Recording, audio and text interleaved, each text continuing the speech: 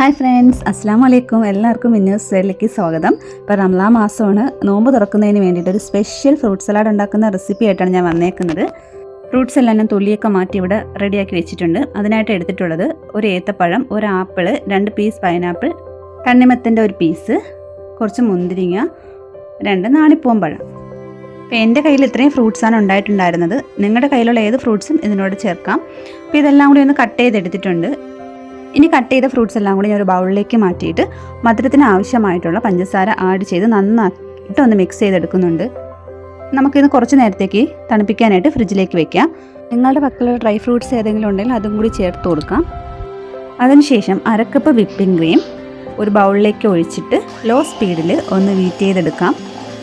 അതിലേക്ക് ഞാനൊരു 1/4 ഗ്ലാസ് പാലും കൂടി ചേർക്കുന്നുണ്ട്. തിളപ്പിച്ച് ആറ്റിയ പാല് ഫ്രിഡ്ജിൽ വെച്ച് തണുപ്പിച്ചതിന് ശേഷം വീണ്ടും ഇതിലേക്ക് ഒഴിച്ച് ഒന്ന് ബീറ്റ് ചെയ്യാം.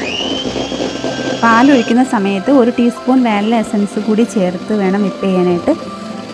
ആ ടൈമിൽ ഞാൻ എസൻസ് ഒഴിക്കാനായിട്ട് മറന്നുപോയി. അതിനുശേഷം ഞാൻ 1 ടീസ്പൂൺ ഒഴിച്ച് വിപ്പ് ചെയ്തെടുത്തിട്ടുണ്ട്. നമ്മുടെ ക്രീം ഇവിടെ ഓക്കെ ആയി വന്നിട്ടുണ്ട്. ഇനി നമുക്ക് ഫ്രൂട്ട്സിലേക്ക് വിപ്പിംഗ് ക്രീം കൂടി ഒഴിച്ചിട്ട് നന്നായിട്ടൊന്ന് മിക്സ് ചെയ്തെടുക്കാം. അപ്പോൾ ഈ രീതിയിൽ ഫ്രൂട്ട് സലാഡ് ഉണ്ടാക്കുകയാണെങ്കിൽ കുഞ്ഞു മക്കൾക്കൊക്കെ വളരെയധികം ഇഷ്ടപ്പെടും. നല്ല ടേസ്റ്റാണ്. ഇപ്പോൾ വിപ്പിംഗ് ക്രീം ഇല്ലാതെ വേറെ 2 മെത്തേഡും കൂടി ഞാൻ ഈ വീഡിയോയിൽ കാണിക്കുന്നുണ്ട്.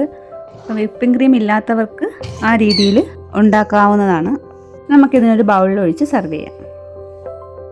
ഞാൻ അതിലേക്ക് കുറച്ച് ഡ്രൈ ഫ്രൂട്ട്സും കൂടി ചേർത്ത് കൊടുക്കുന്നുണ്ട്. നമുക്ക് വേണമെങ്കിൽ ഫ്രൂട്ട്സ് കട്ട് ചെയ്ത് വെക്കുന്ന ആ സമയത്ത് ഡ്രൈ ഫ്രൂട്ട്സും കൂടി അതിൻ്റെ കൂടെ ചേർത്തിട്ട് മിക്സ് ചെയ്ത് വെച്ചിരുന്നാലും മതി. ഞാനിപ്പോൾ ഇങ്ങനെയാണ് ചെയ്യുന്നത്.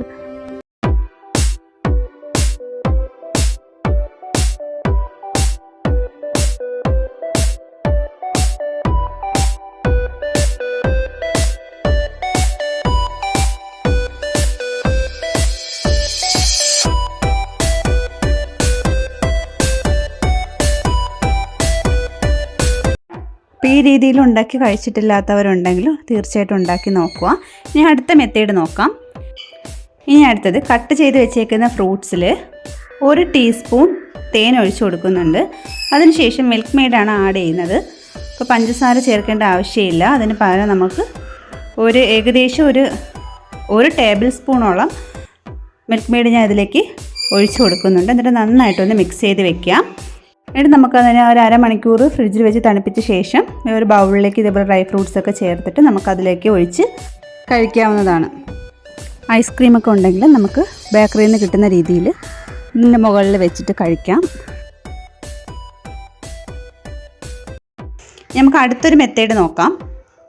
ഒരു 5-6 ഈത്തപ്പഴം ഇതേപോലെ വെള്ളത്തിൽ കുതിർത്ത് വെച്ചതാണ് കേട്ടോ. വെള്ളമൊക്കെ ഒന്ന് മാറ്റിയതിന് ശേഷം അതിലേക്ക് 1/2 കപ്പ് പാൽ ചേർത്ത് കൊടുക്കുന്നുണ്ട്. എന്നിട്ട് നമുക്ക് മിക്സിയിൽ നന്നായിട്ടൊന്ന് അരച്ചെടുക്കാം. അപ്പോൾ ഈ ഒരു പരുവത്തിന് അരച്ചതിന് ശേഷം നമുക്ക് അരിഞ്ഞ് വെച്ചിരിക്കുന്ന ഫ്രൂട്ട്സിലേക്ക് ഒഴിച്ച് നന്നായിട്ടൊന്ന് മിക്സ് ചെയ്ത് കൊടുക്കുക. എന്നിട്ട് ആവശ്യത്തിന് പഞ്ചസാരയും വാനില എസൻസും കൂടി ചേർക്കുക. മധുരത്തിന് ആവശ്യമായ പഞ്ചസാരയും കൂടി ചേർത്ത് കൊടുക്കുക. എന്നിട്ട് നന്നായിട്ടൊന്ന് മിക്സ് ചെയ്തെടുക്കാം. അപ്പോൾ ഈ രീതിയിൽ ഉണ്ടാക്കി കഴിക്കുന്നത് വളരെ ടേസ്റ്റാണ്. കുട്ടികൾക്കും വളരെയധികം ഇഷ്ടപ്പെടും. വിപ്പിംഗ് ക്രീം ഒന്നില്ലെന്ന് വെച്ചൊന്നും വിഷമിക്കേണ്ട ആവശ്യമില്ല. ഈ ഒരു രീതിയിൽ ഉണ്ടാക്കുന്നത് വളരെ ടേസ്റ്റിയാണ്. നിങ്ങൾക്ക് എല്ലാവർക്കും വീഡിയോ ഇഷ്ടപ്പെട്ടെന്ന് വിശ്വസിക്കുന്നു. ഇഷ്ടപ്പെട്ട ലൈക്ക് ചെയ്യുക, ഷെയർ ചെയ്യുക, സബ്സ്ക്രൈബ് ചെയ്യുക. ഇനി അടുത്ത വീഡിയോയിൽ കാണാം. Love you and by.